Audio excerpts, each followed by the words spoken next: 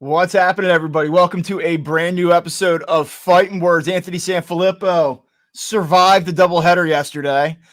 He's here. I'm Bob Wankel. I survived the second game yesterday because I sat 5 rows behind home plate and had about 10 beers, and it was needed to get through that. Start by Aaron Nola.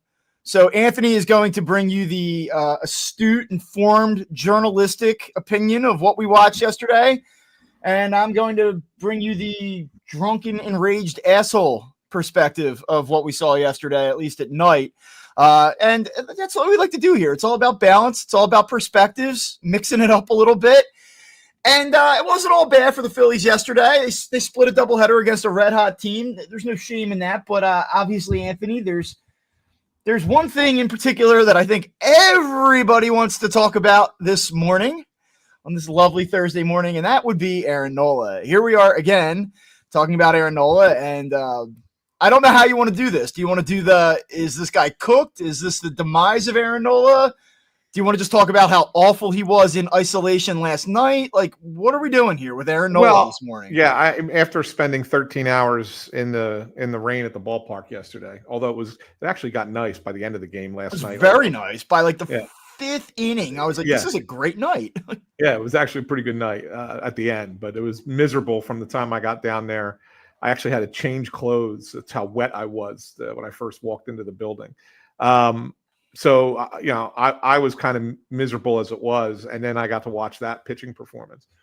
And as an ardent Aaron Nola defender over the years, this is a time when the first time I could sit there and say, the concerns that people have about Nola are finally worth considering, because I've felt in the past that he was unduly criticized.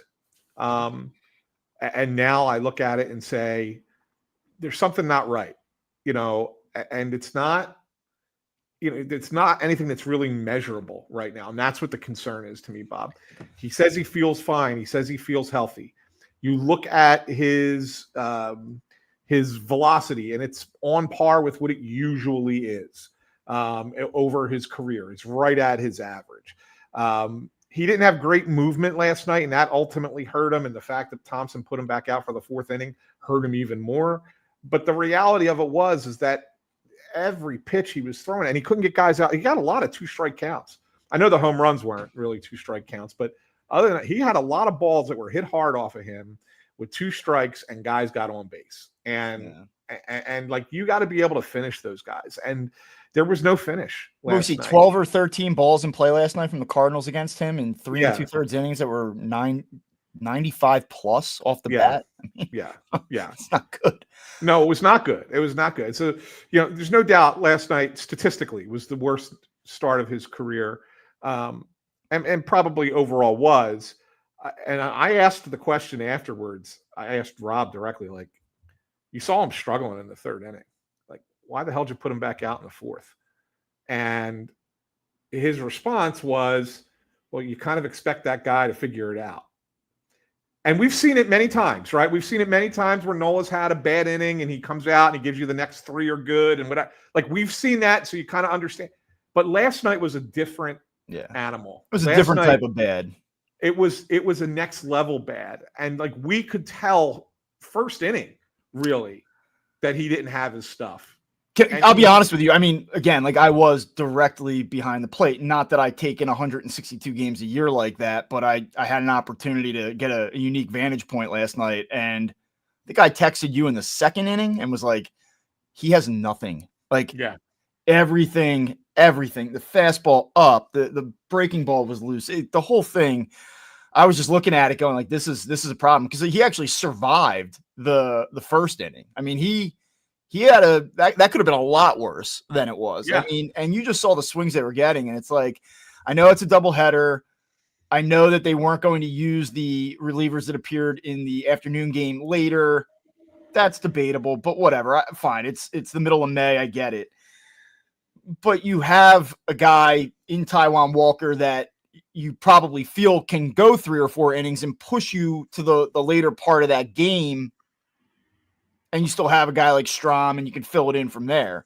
Well, I mean, it was not just that, Bob, and this is where I had the real problem with Thompson putting him back out in the fourth. And I get it. Like he used one extra reliever than he wanted to in the first game, right? I mean, he thought Alvarado would get through that inning. He didn't. Had to go to Kirkering, and then they went to Romano. So he used one more reliever than he wanted to. But the guys that he still had left, I mean, you had Walker, who obviously you're thinking 3 innings for sure. You had Joe Ross, who he didn't use at all, who can go multiple innings. Banks ended up going an inning and a third, so he went more than 1 inning. And then you had the you had the guy Daniel Robert, who they just acquired from Texas on the waiver wire, who was the extra arm. And we asked Rob before the game, and he said, "Oh, he can go 2 innings." So you had got multiple pitchers who could go multiple innings. Like, why put Nola back out there in a 6-6 game? Like, he blew the lead. You tie it up on Schwarber's home run.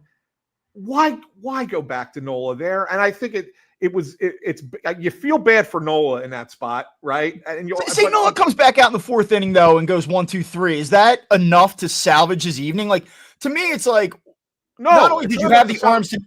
I'm saying for the Phillies to win the game. No, it's not enough to salvage. No, I understand that. I think from trying to win a baseball game from a competitive aspect, it was insane to keep him in the game in the 4th inning. And just even from like he rebounds.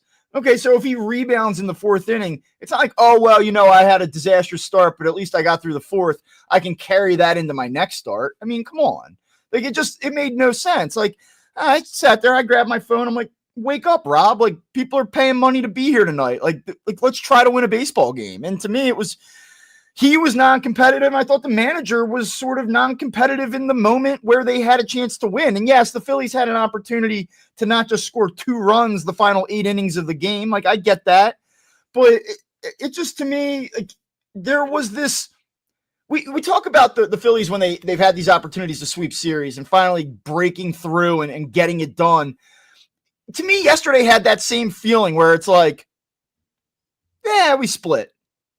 It's fine.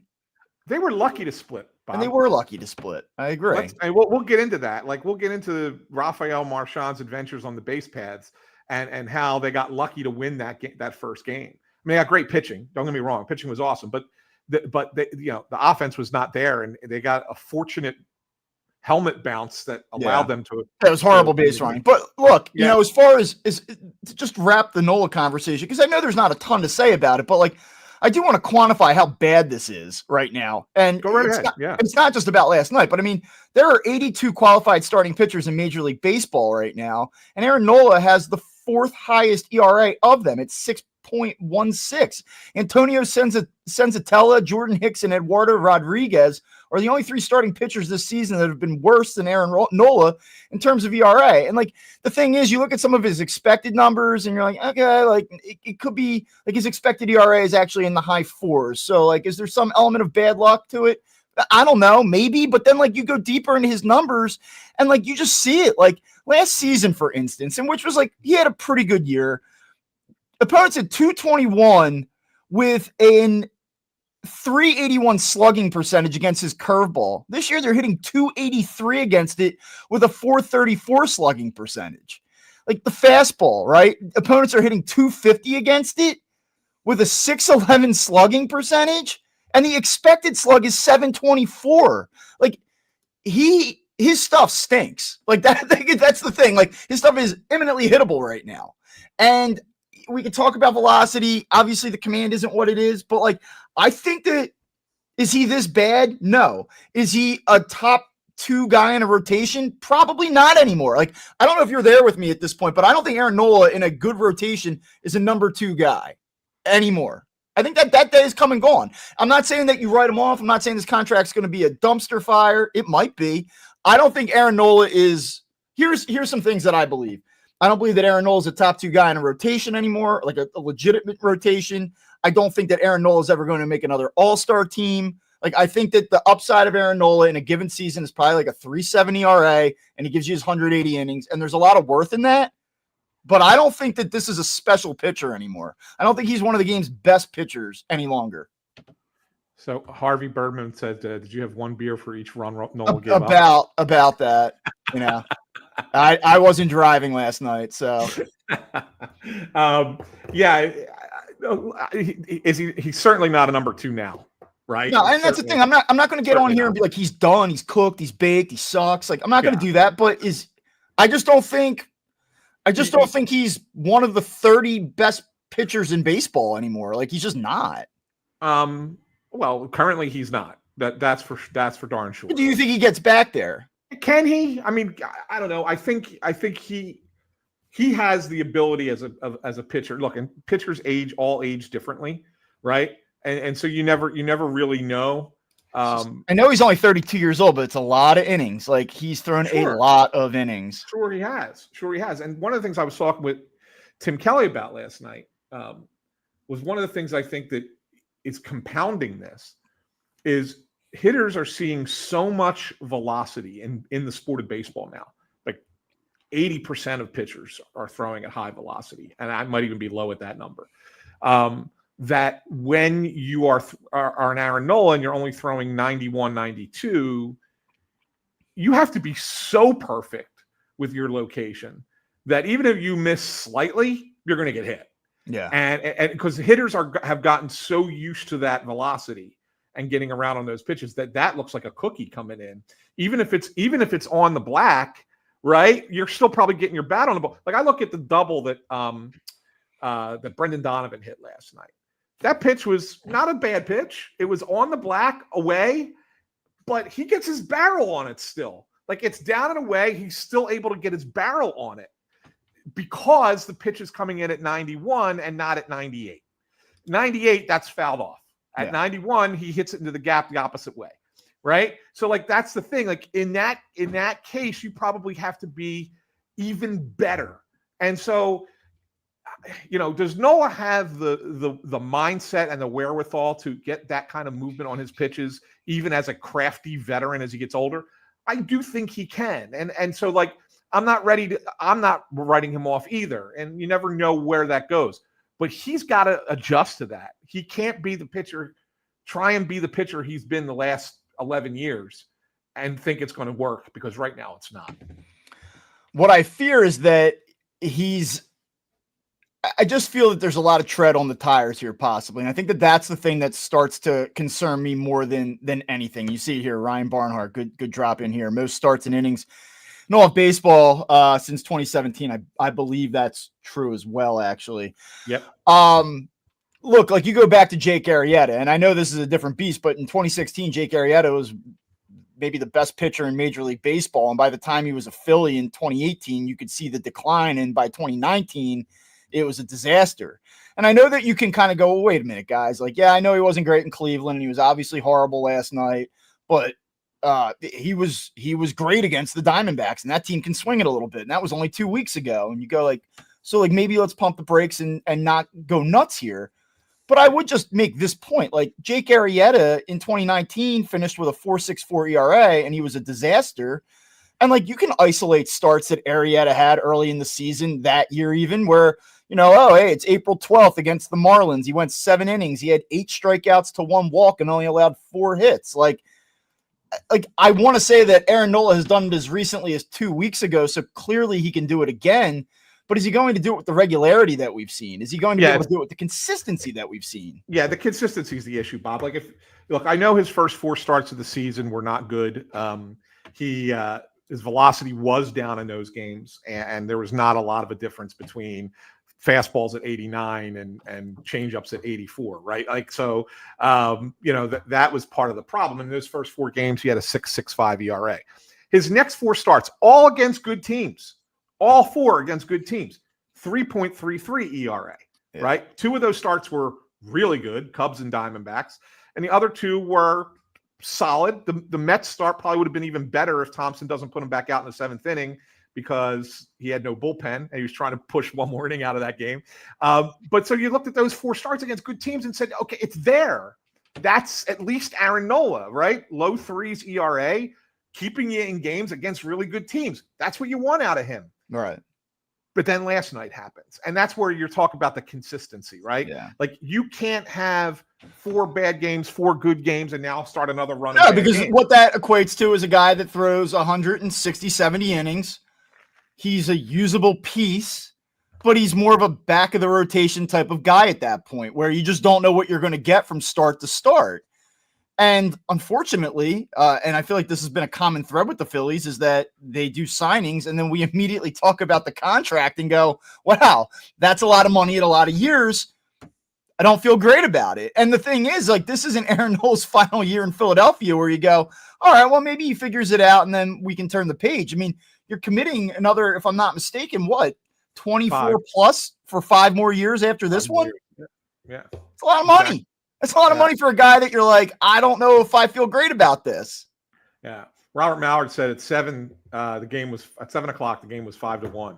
He had a meeting for 45 minutes and the game was 9-7. Saul Nola had 9 earned runs. It was shocking, but somehow not surprising. And I think a lot of people are feeling that way, Bob. I think there are some narratives with him that are a little off, that are wrong, and people shouldn't push them. But I do think it's not wrong to feel that way now when he's out there pitching in a game. Yeah, and usually we would have this conversation after a bad Nola start, and I'd say, it's aggravating that you have that guy on the mound and you get a 5-1 lead and you can't hold it. But I think the conversation, it is annoying, but I think the conversation is so concerning that it's less about the game and losing the game last night. It's more big picture to me after last night. It's not just, they lost the game they probably should have won with that guy on the mound. It's more like, what are they looking at here the remainder of this season? What are they looking at next season? I thought he was hurt. I really did. When I was watching it last night, by the 3rd inning, I was like, I think we're going to get an IL stint here. I think there's something wrong with him. And then, you hear afterwards, no, he feels good. Everything's fine. I mean, you said the velocity was 91.8 he averaged last night with the 4-seam fastball. That's up a tick from his season average. It's pretty much in line with where he was this time last year. So, not that I want him to be hurt. I'm not rooting for him to be hurt, but I was kind of hoping to hear some type of tangible explanation for what we saw last night. A little concerning. I'm a little bit concerned. One thing I will say, as we have this conversation, he cares. Like, he's not a guy that, like, I got my bag, I'm done. And I saw some people tweet that last night, and it's probably more out of frustration than anything. But one thing I think needs to be stated here, I'm not a big time believer. I really haven't been a huge Nola guy historically. I don't think he's an elite level pitcher anymore. I hope he makes me eat my words, but I think he's a good guy, and I think he very much cares. And I think that he is probably as upset as anybody about what's happened this season, and certainly what happened last night. And so I would just say to, like, fans that, not that you shouldn't boo him, not that he doesn't deserve to be booed or anything like that, but just if you're watching him thinking, he got his money, he doesn't give a shit, like, that's not that guy. And no. I will say that for him. Yeah, this is the one, and this is, I think, what you're talking about. This is Jerry, and I think Jerry's the right kind of fan at this point. He says, I mean this respectfully because I'm a Nola apologist, but goddamn, I can't stand Nola right now, right? And I think that's totally fine to feel that way, right? That's the way to do it, and that's the way to look at it. Like, the guy's been a good pitcher for a long time for this organization, but right now he's killing you. Yeah. The Phillies have lost 18 games. 8 of them have been started by Aaron Nola. Like, where would they be if he was even 500? Right? They'd be in first place if he was. Did he lead the National League in losses? I know that wins aren't a starting pitching stat, but are losses. I think he does lead the National League in losses, as a matter of fact. And we're a quarter of the way through the season? Yeah. So he's on pace to lose 25 games right now about? He's not going to lose 25. I can assure you of that. They won't let it happen. They won't let that happen. And look, I know earlier in the year too, there was a little bit about run support. Like, hey, this is the last 23 innings, the Phillies have scored in like one of them, and he had run support last night, Yeah. So I guess I do want to talk a little bit about the rest of what we saw yesterday. You had already mentioned Rafael Marchan's base running adventures. I mean, I will say, in fairness to Rafael Marchan, he hasn't really been on base this year.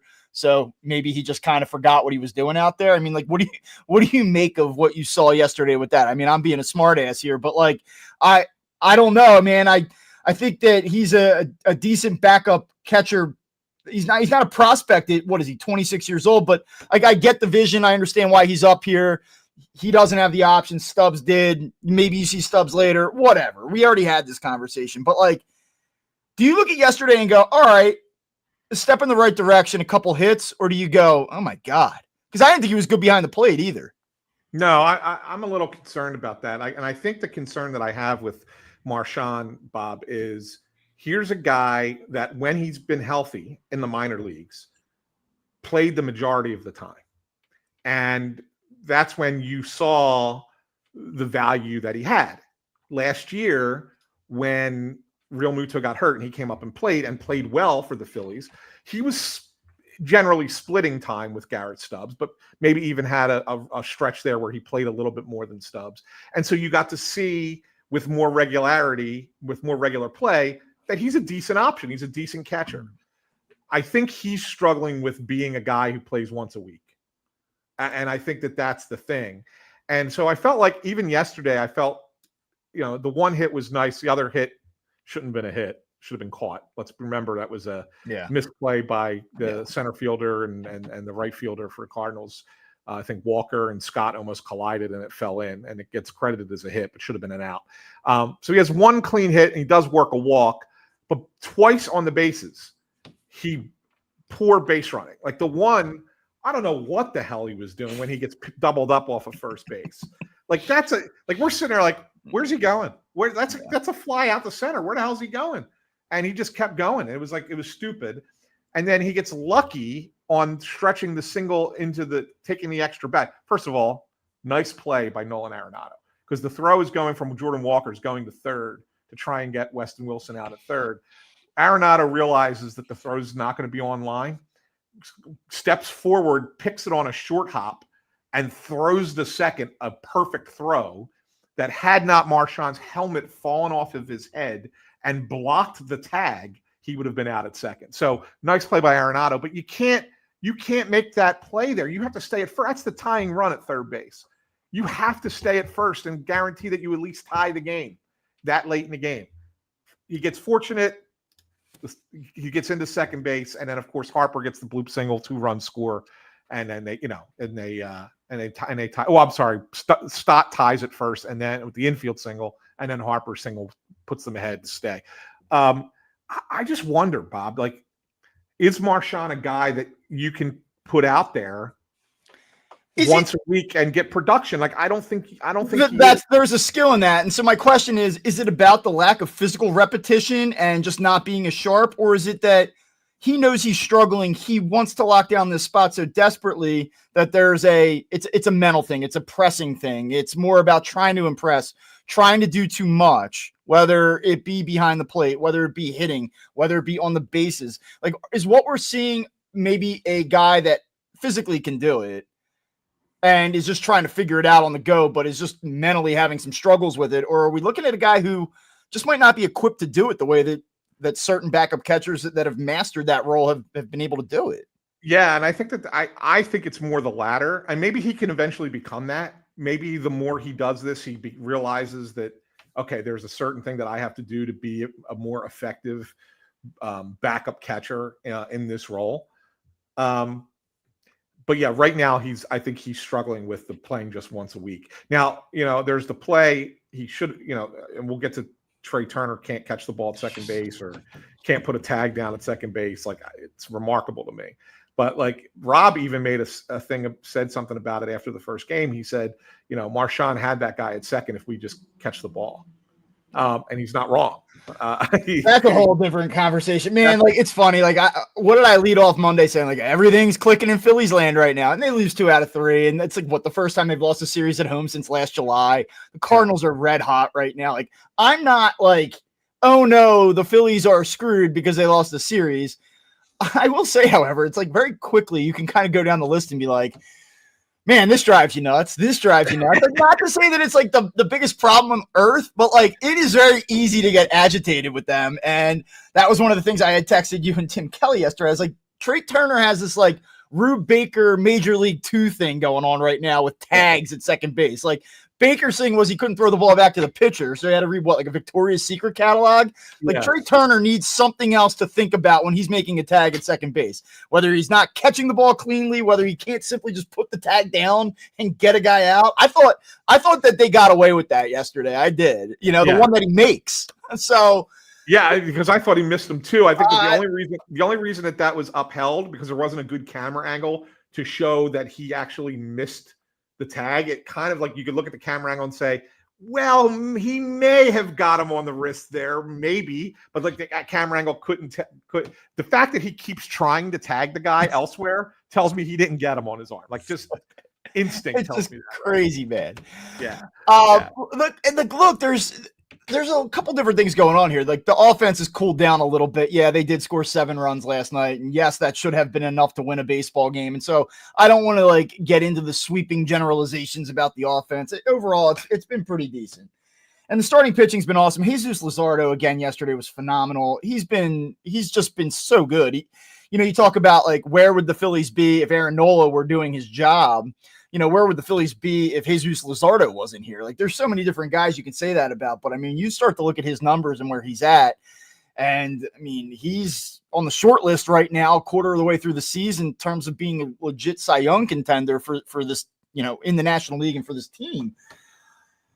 Great. I guess the one thing I keep coming back to, it's like I have a fixation. I think that if we have producers, they would tell me to change the subject or like get off of it. But my eyes just keep going back to again and again and again, left field and center field. And I'm watching Max Kepler, and I know he had a RBI last night. I know he had a hit in the night game.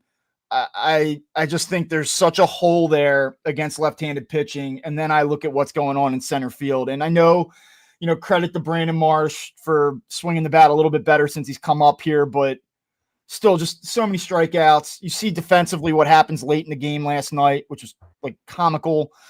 And Johan Rojas, he had a pinch hit late last night. He's down to 273, and you look up for all the Rojas mania. And again, like I know, Bob, get off of it. Like you talk about this guy all the time, but like I'll just say this: like he's down to a 682 OPS. Like that stinks. That's not good enough. Their center field situation is a fucking disaster.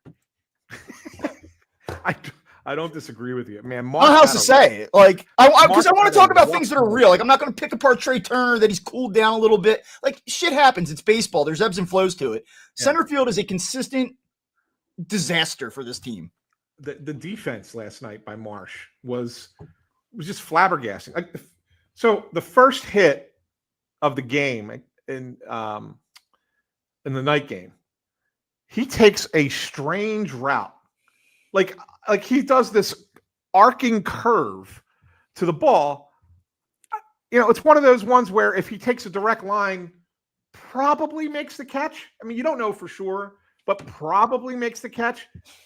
But it lets a guy on base to start the game. Then he drops the fly ball in center field, which was obviously an error.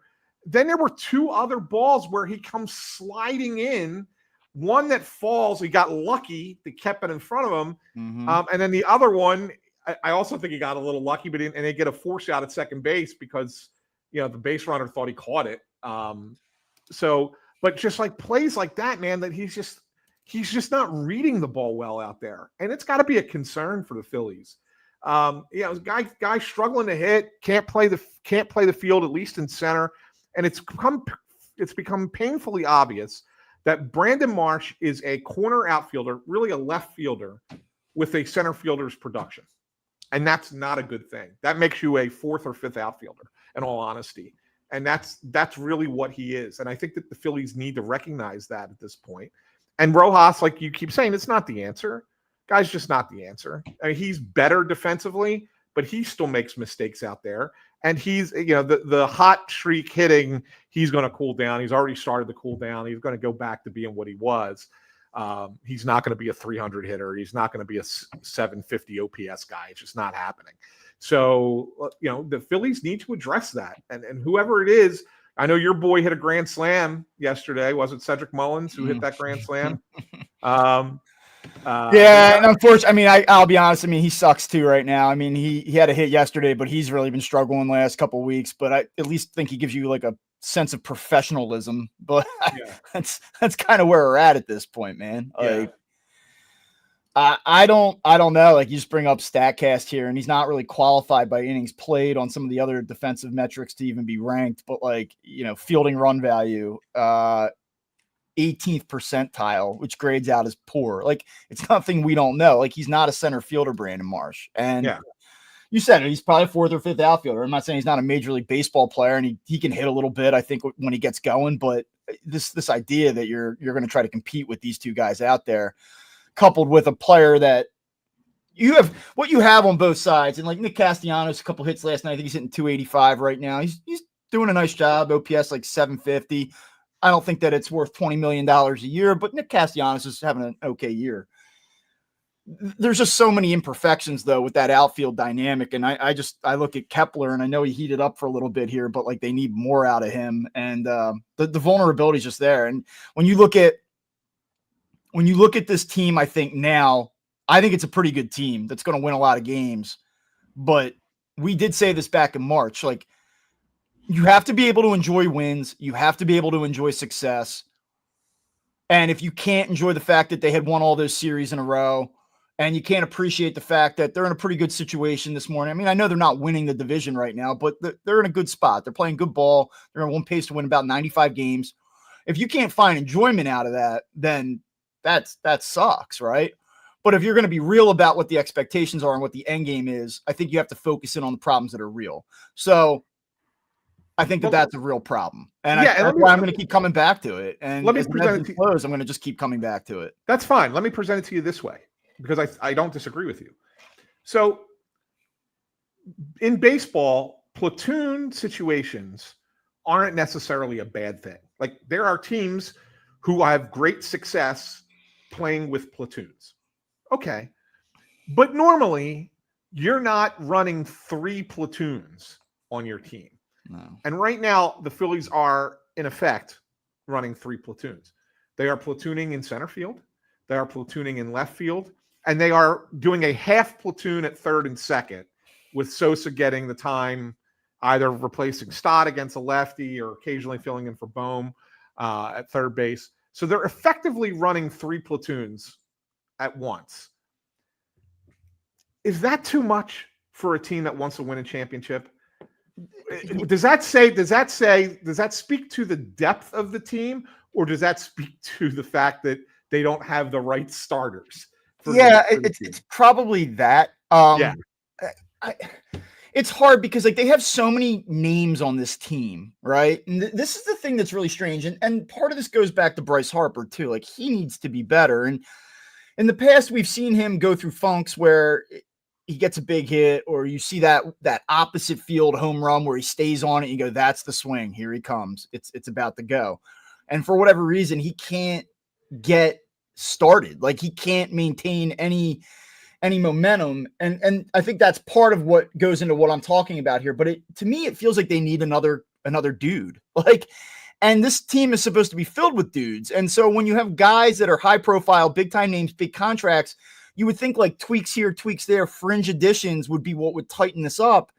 But I look at it and I feel like you're another like legitimate starter away positionally from competing, from being like a team that you really look at and say, I believe in a 7-game series that they will beat the Mets. I believe in a 7-game series that they will beat the Padres, that they can beat the Dodgers. Like, right now, not saying that it would require an act of God to go win a postseason series or two and make a World Series run with this current group, but I think we all feel it. Like, I know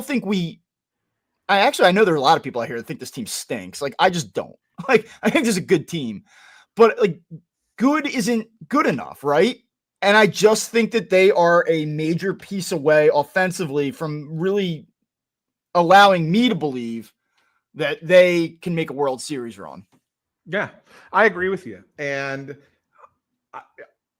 I'm fine with maybe platooning 2 spots, but 3 is when it becomes too much for me. It just comes back to needing, and like, I know Schwarber and Harper are supposed to be these guys 3 and 4, and Schwarber's doing his part, but I just feel like they need another guy in the middle of that lineup that scares the shit out of you. Yeah. Where you're like, okay. And maybe Harper goes back to lead, or I'm sorry, maybe Schwarber goes back to, that was like a Freudian slip because that's where Harper should be. Yeah. But maybe Schwarber goes back to leadoff, so it's not Harper, Schwarber, Harper, this guy, Schwarber, whatever.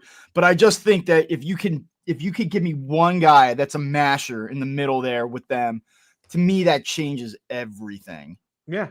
And here's the thing, Bob. The more I'm thinking about it, I talked about this the other day. I said, yeah, I think center field still needs to be their number one priority. And I don't change my take on that. I think that's their weakest spot, right? But would you hold your nose and accept what you currently have in center field for the rest of the season if you got that position player at another position? Yes. And let's just say, I'm just going to throw this one out there. Let's just say, and look, Alec Bohm's been hitting the ball better, right? He's been good of late, but let's just say it was a third baseman. Yes. You would be okay with Marsh, Rojas, center field for the rest of the year if you got that big bopper at another position. Yeah, it's just like who is that player, I guess, and that's the issue. Like, let's go on the fly here. Let's take a look. Third baseman this season, player stats, need some qualified players here. Looking for some power. Who's my guy? Like, Bregman's not going anywhere. Man, wouldn't it have been nice? And I don't know that it would have worked out here or what the additional years would have looked like. And Alex Bregman right now look all right on this team. 314 with 11 homers. Yeah. Are you like, who do you want? Right? Like, is it Ryan McMahon? He's hitting 208. He's got 6 homers. Like, I'm looking at bad teams. Do the Guardians fall out? Are you in on Jose Ramirez? Like, he's a hell of a defensive third baseman, that Ryan McMahon. Yeah. Junior Caminero, we just saw him, 8 homers, hitting 252. Did he do anything for you? Is that an upgrade? He's too young. They're not going to get rid of him. They're not going to get rid of him yet. Suarez out in Arizona at the NL West gets nuts. He's got 13 homers, but he's hitting 205. Like, yeah.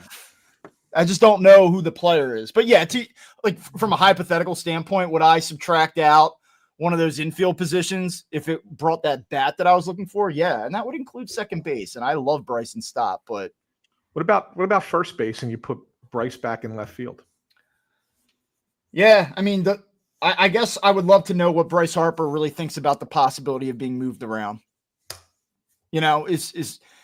Does he say, like, I would do it for the right guy because that's the politically correct thing to say? Or is he like, I don't want to do that. I'm not doing that. I don't know.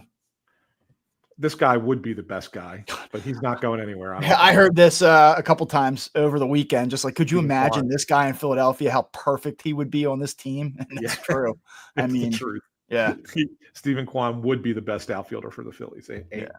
Ain't happening. I wanted to get to something, Bob, that I think was kind of lost in the shuffle of yesterday because of the 2 games, because of all the other stuff that people wanted to focus on.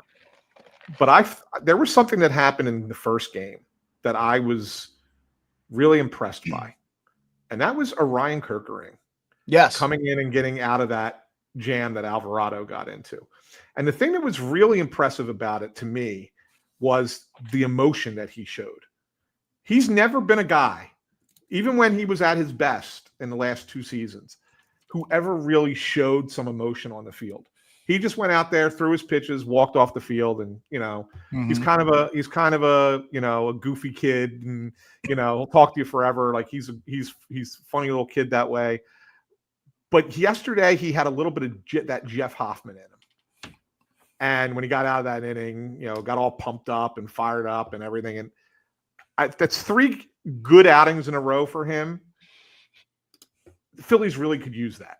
You're not kidding. You're not kidding. I mean, yeah, yesterday was the first time, and I know it started going back to Cleveland. He comes in, they lose the game 6-0. He's there late. Okay. Good against St. Louis on Monday night. Yesterday, though, was a little different where you're like, okay, because he struggled with inherited runners. He struggled in leverage spots.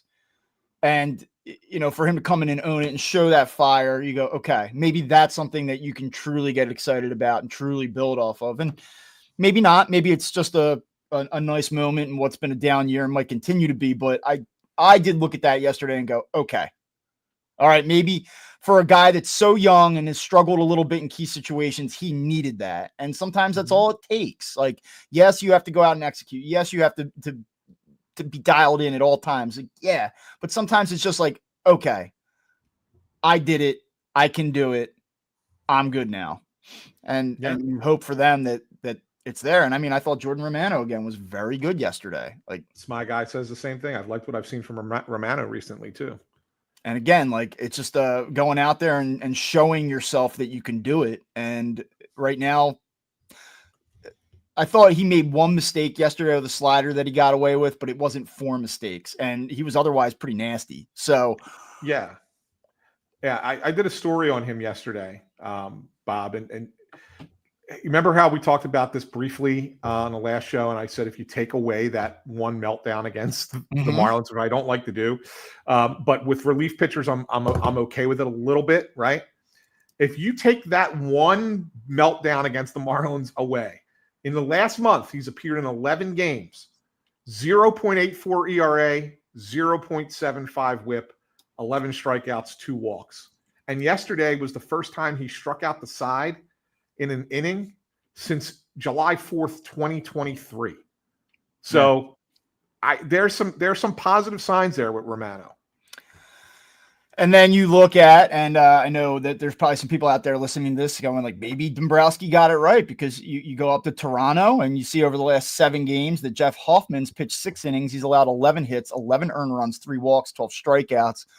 A 2.33 WHIP, 16.50 ERA for Jeff Hoffman. His ERA on the season now is, I believe, sitting over 6. I don't know again that tells the entire story. He's got a 1.19 WHIP. It's not like he's been a disaster up there. Most of that damage has come over his last 3 or 4 appearances. But again, like, that's how you get to those numbers, especially as a reliever. And right. Do you think that Romano passes Hoffman in ERA at some point here over the next couple of weeks? He's got a shot. I mean, I don't know if we would have thought that. What's Romano down to? Is he in the 7s now? Nah, 8.22. He's down to 8.22. Okay, so he's got 2 more earned runs to go before he closes in on Hoffman. Yeah, but it was about 13 about 2 weeks ago. So. Yes. 1 or 2 more good outings from him and another bad outing by Hoffman, and maybe catches him. Look, the Phillies need it, right? They need their right-handers to be better. And Kerkering and Romano, for one game, were really good. Romano's been good for more than one game. Like I said, Kerkering, it's been the last 3. You're starting to see it come back around. If those two can kind of get back to being what the Phillies expected them to be, then the Phillies bullpen is at least middle of the pack in Major League Baseball. How would you grade Matt Strom's season so far? There's something not quite right there. Yeah. It's not been a bad season, but it's also not been what I expected. So he has a 3.24 ERA right now, 1.32 WHIP, 21 strikeouts and 16 2/3 innings. He's been fine. Yeah. Obviously, he has the hiccup on Monday night, gives up the home run. But I think what I am wondering here is, are we seeing a guy who for most of his career has been, solid, but like not the guy that we saw really, I guess, the second half of 23, and certainly the guy that pitched to a 1.87 ERA over 66 games last season? Like, are we just seeing maybe like a regression to what Matt Strom really is, which is good, but he's not elite tier good? Yeah, I mean, I think last year was probably the best year of his career. Will be in the end. I mean, when he's done playing, he'll look back and say, "Yeah, 2024 was my best year." Yeah, like, he's also not a young guy. Like, he's 33 years old. Yeah. So there's enough here where you're kind of like, maybe what he is a pretty good, dependable reliever who is not a wipeout guy. Like, he just.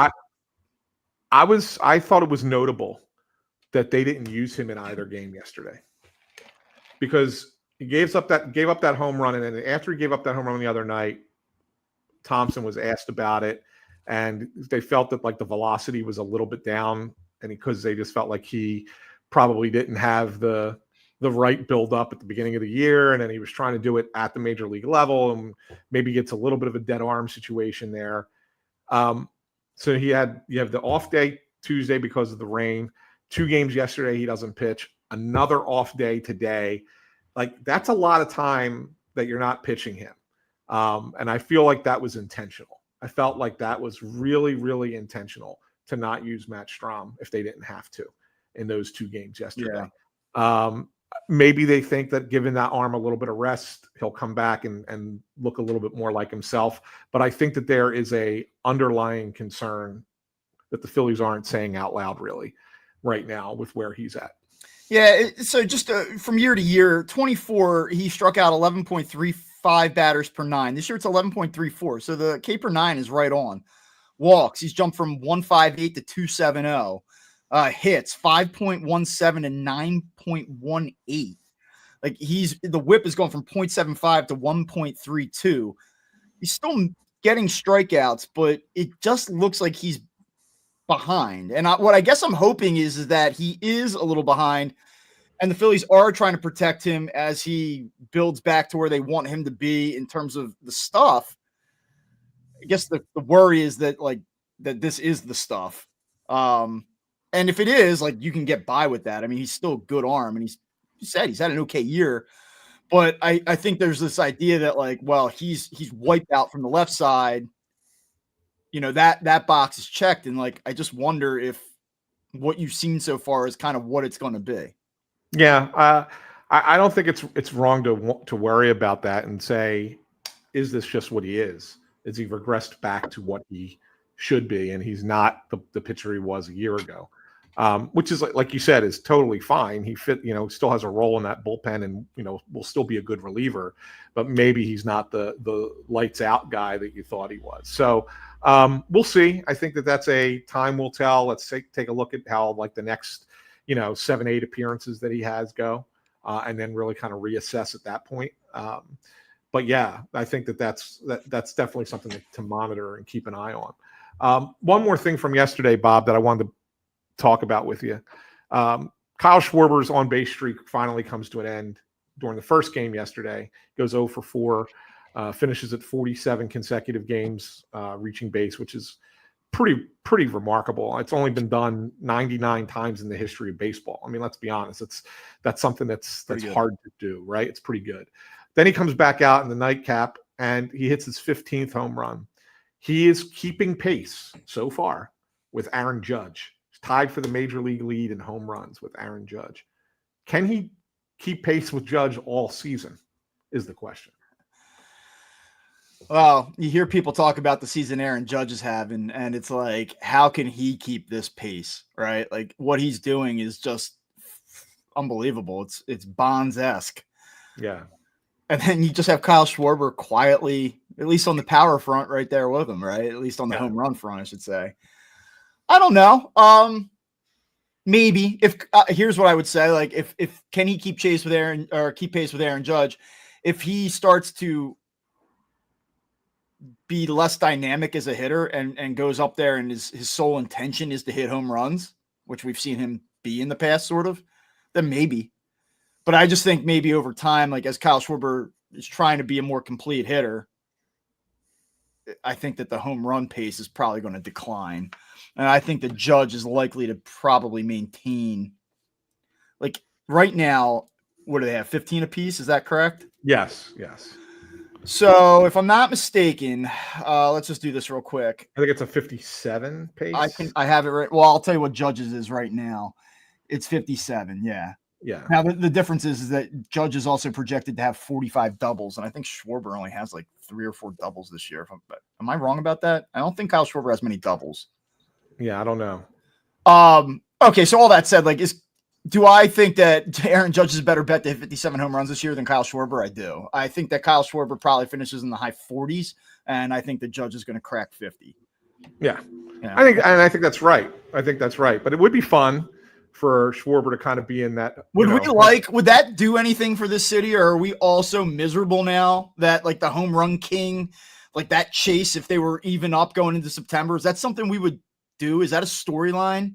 Look, we haven't We haven't had one, Bob, since Howard, right? Yeah. Ryan Howard was the last one to win the home run thing. That's when he had what, 57 himself, right? That's crazy too, because we've had home run participants, like home run derby participants, like Alec Bohm. Yeah. Who hit? It's only hit 2 but you got to witness an Alec Bohm home run last night. Yeah, person. I was like, that was a. If I were still a betting man, and I'm not anymore, that would have been one I placed. Yeah, I know that would have been one I placed. There you go. But yeah, I mean, I think it would be cool, to have that, especially since Judge and Ohtani gets so much publicity nationwide. I think the people in the city would get behind like a home run race with Schwarber in it because it would elevate some national attention. And I think that that's one thing that fans in this city crave for their players. Yeah. Like they hate when the national attention is on other teams and not their own. They hate it, absolutely hate it. And now they don't. Like, and then you get the Eagles schedule release, and you go, "Well, you wanted attention, you got it. You got it." So yeah, like I kind of think that's a thing. Like I think that would be kind of cool. I'm not saying that, hey, Kyle, go out there and stay in the race, do whatever you can to stay in the race. Just play the game the way it's supposed to be played, and let the chips fall where they may. But if we're in August and both of these guys are sitting at like 40, 41, like that would be fun, man. That would be a fun finish to the season, like to have Schwarber and Judge kind of neck and neck for the homer race. I think it would be cool. I could go for that. I think that they better be in the playoffs, though, right? Like if they're chasing a playoff position, and it's like, I don't care, save your home runs. Who cares? This fan base is not going to gravitate towards that as much as I think you think they will. I think everyone's like, yeah, whatever, just win the World Series. Maybe.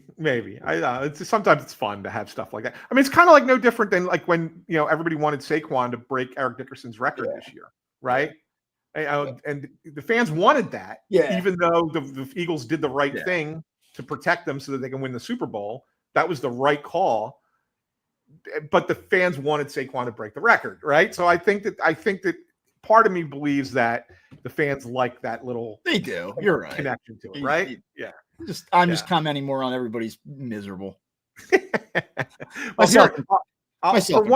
I do have one last before we get to one last thing. I guess we should look ahead to this Pirates series this weekend. Andrew Heaney goes tomorrow night for the Pirates against Ranger Suarez. Saturday is that Carmen Mlodzinski against Zach Wheeler. That should be one that the Phillies are heavily favored in. And then, of course, Sunday is the game everybody wants to talk about if the weather holds up. Paul Skeens for the Pirates. Be the first time the Phillies ever see Skeens against Christopher Sanchez. How do you look at this weekend?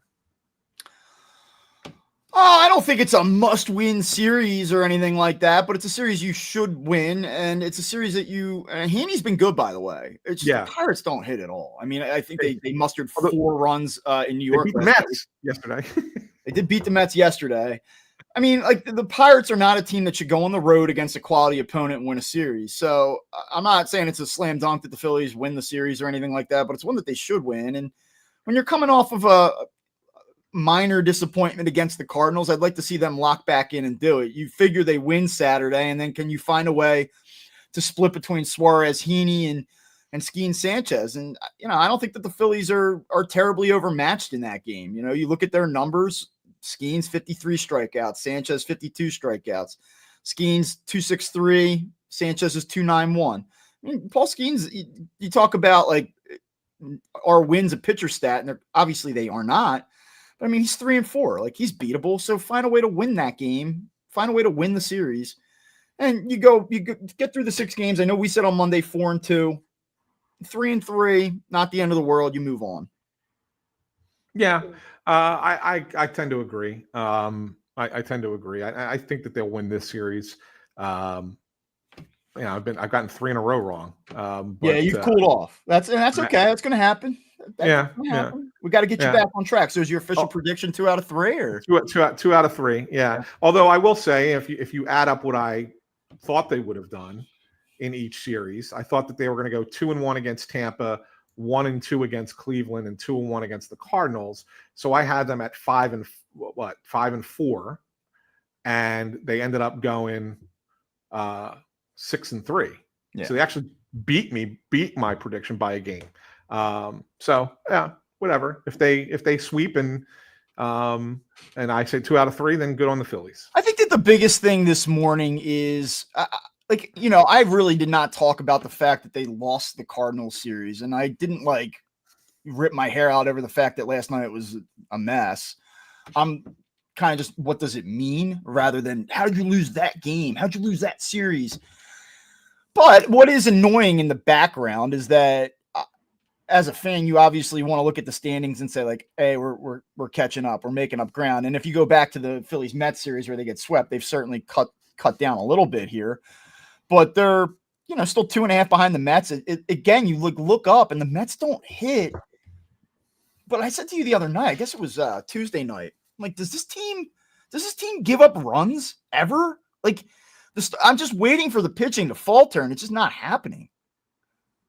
I've never seen a staff with this many no-name guys, and Sang is a legit arm, but just a staff where not no name, but just guys that you're these are just guys, and they're all just throwing like this. Yeah, they are. And I know it's baseball regression. It's only a month and a half. In time, I agree, but it does kind of make you wonder, what the hell is going on up there? What do they have in scouting? What do they have in pitching development that is allowing these guys to thrive to this degree? See how they look this weekend against the Yankees. By the way, did you know this, Bob? I learned this the other day for the first time. This weekend in Major League Baseball is rivalry weekend.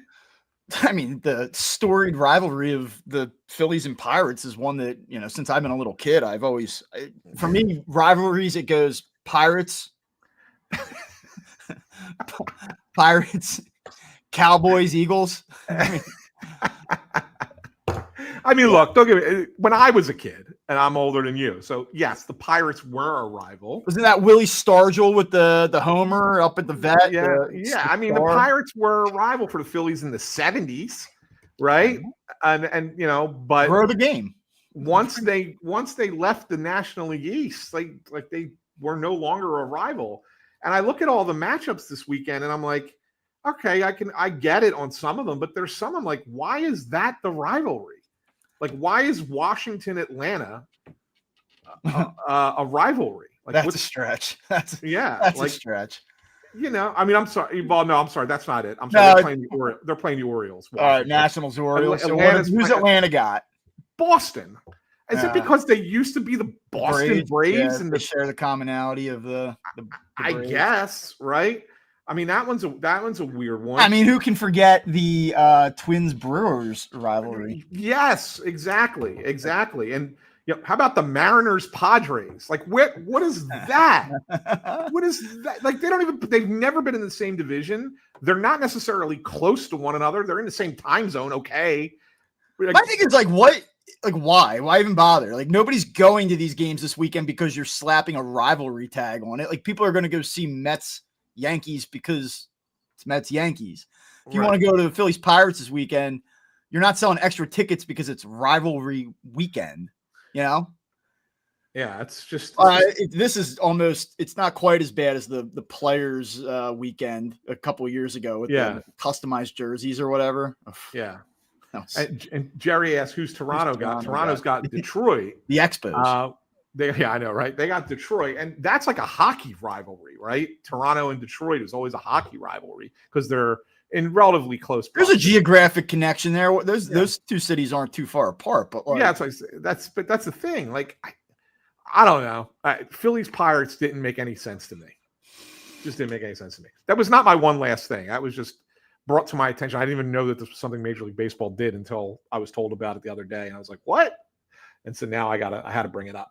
My one last thing is the thing that we absolutely have to talk about, just because it dominated conversation for the last 2 days on local talk radio, on national conversation.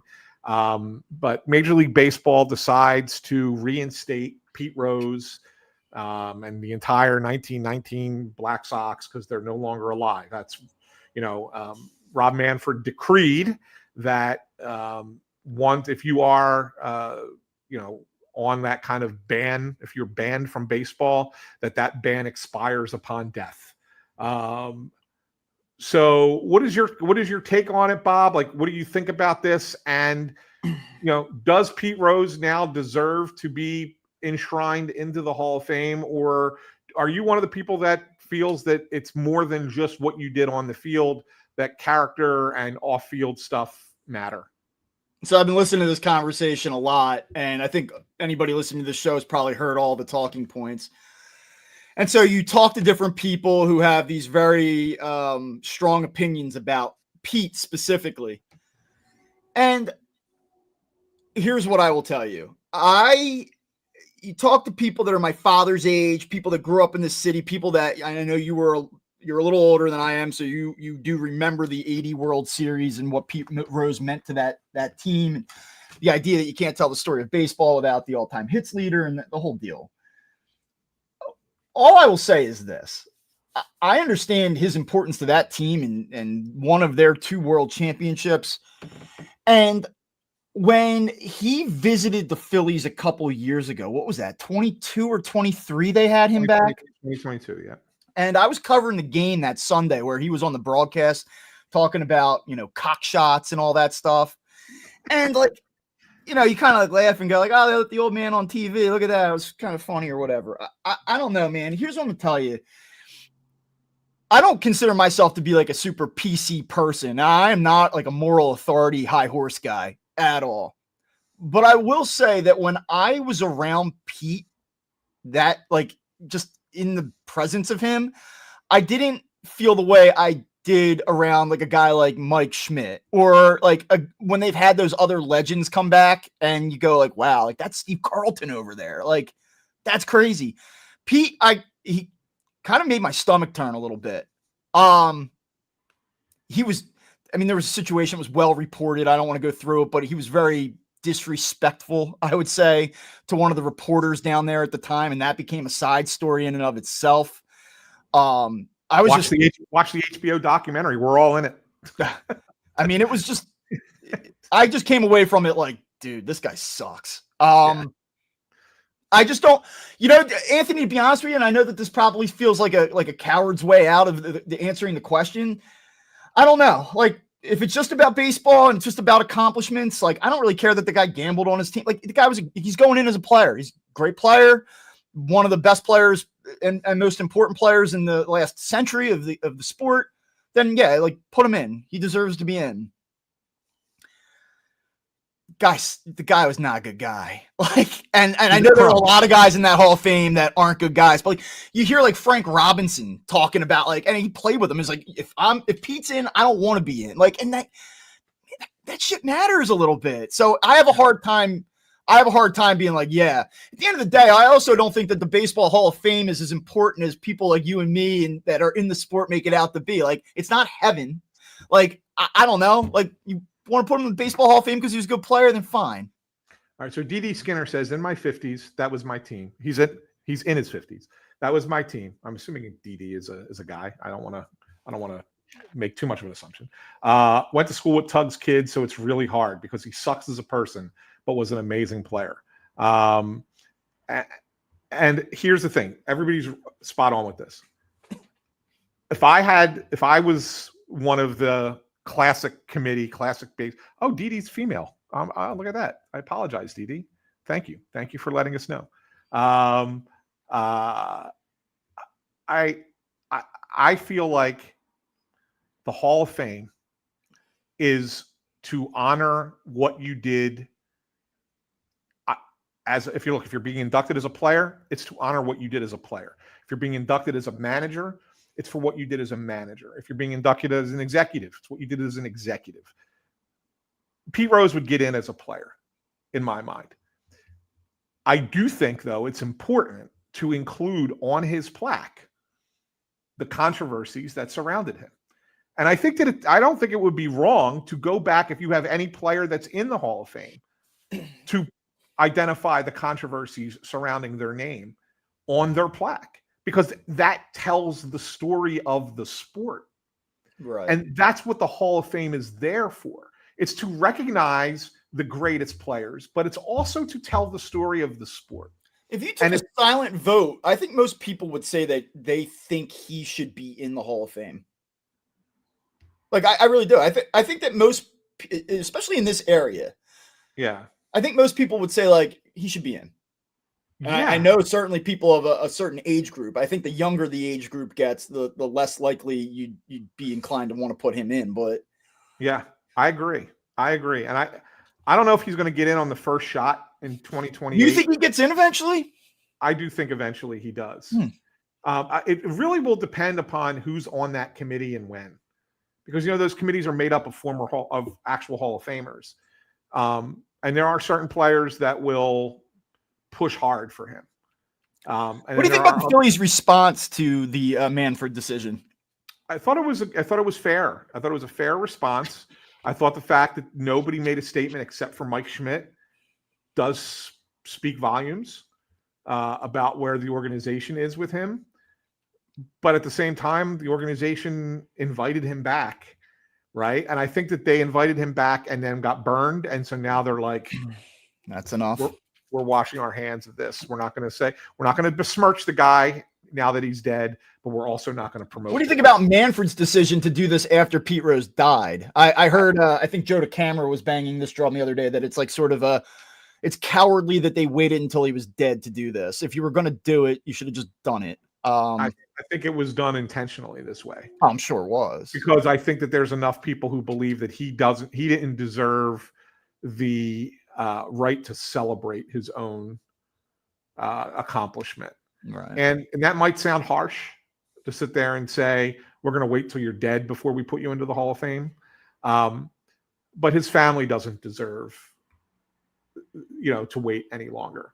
Like, let his family celebrate the fact that he was a great baseball player, and then the sport recognizes that he was a great baseball player. And so that they can have some peace of mind to say, yeah, our dad made a lot of mistakes in his life, but at least he got recognized for the good things that he did. And so therefore, like, I think that that's a healing thing for the Rose family. And I don't think it besmirches the sport in any way, shape, or form. Yeah, I think my initial, my where I kind of land on this is, it's quite literally not for me to decide. I am okay with giving him the opportunity to be elected by the appropriate people as they sift through all of the different considerations. And if that group happens to decide that he gets in, I say, like, okay, that's, I'm not going to revolt. And if they say there's just too much here, we're just not going to do it, I'm not going to say that that's some type of injustice that he's not been enshrined. Like, it's kind of where I fall on it. I mean, it's almost like to say, I think it's a compelling topic, and I wish that I had more of a definitive take on it. I just don't. Yeah. I just will tell you, I think the one thing of this entire conversation that came out of my mouth that I would reiterate is that when I was in his presence, I was not in awe. I was kind of like, dude. Oh, there's no doubt about it. There's no doubt about it. Like, there was nothing that I liked about the man. That's like my dad's, like, from the player, he's like, that is the guy. Like, that's the guy. Like, when you grow up and you're a ball player, like, that's what you got to play like. And, so I'd always heard, like, yeah, you got Pete Rose. Like, yeah. Watching him play. That day that he came back to Philly was so bad. It was so bad. Yeah, it was. It really was. Literally, I'm telling you, it's the best part of that. It's a 3-part documentary that they did on HBO. I think it came out a little over a year ago. So you can find it. I think it's called Charlie Hustle. The one episode is all about that day in Philadelphia. And we weren't even aware that we were being filmed by a documentary crew. We had no idea. But we're all in it, Bob. You and I are in it. Like, I didn't even know that. Great. Yes. Yeah. You're there. You're in it with Sweet. me. So we're all in there. And that episode is the one that makes your skin crawl about the guy.